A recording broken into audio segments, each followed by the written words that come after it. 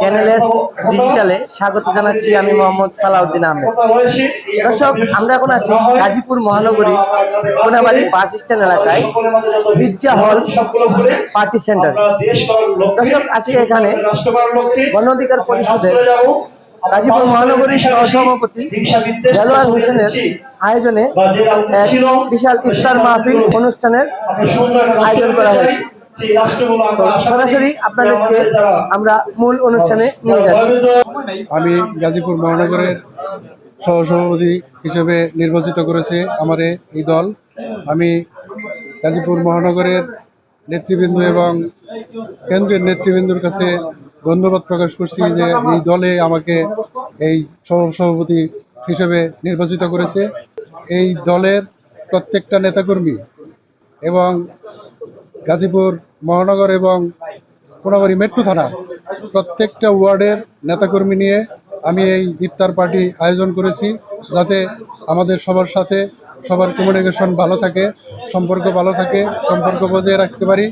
এবং আমি আগামীতে গাজীপুর 1 আসনের মনোনয়ন প্রত্যাশী। যদি এই দল মনে করে যে আমি আসলে উপযুক্ত, তাহলে আমি এই দল থেকে নির্বাচন করতে চাই। আমি সবার কাছে দোয়া চাই। আমি গাজীপুর মহানগর গণ অধিকার পরিষদের সভাপতি। আমি বিপিনুরুল হক নূরের গণ অধিকার পরিষদের ট্রাক মার্কা প্রতিটি ঘরে ঘরে পৌঁছানোর জন্য সেই ব্যবস্থা আমাদের কোনাবাড়ি মেট্রো থানার সভাপতি প্রার্থী দেলোয়ার ভাইয়ের নেতৃত্বে আমরা কোনাবাড়িতে প্রোগ্রামটা আজকে করতেছি। এই জায়গা থেকে আমরা প্রতিটি ওয়ার্ডে আমরা এই গণ অধিকার পরিষদের ট্রাক মার্কা সালাম পৌঁছাবো।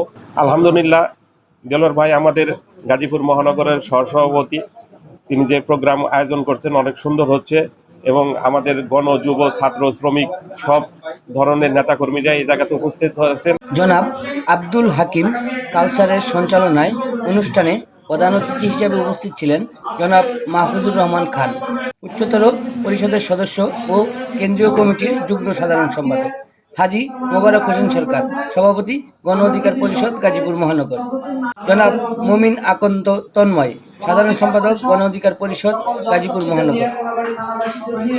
অনুষ্ঠানে বক্তারা দেলোয়ার হোসেনের রাজনৈতিক ভূমিকা ও দক্ষতা নিয়ে আলোচনা করেন।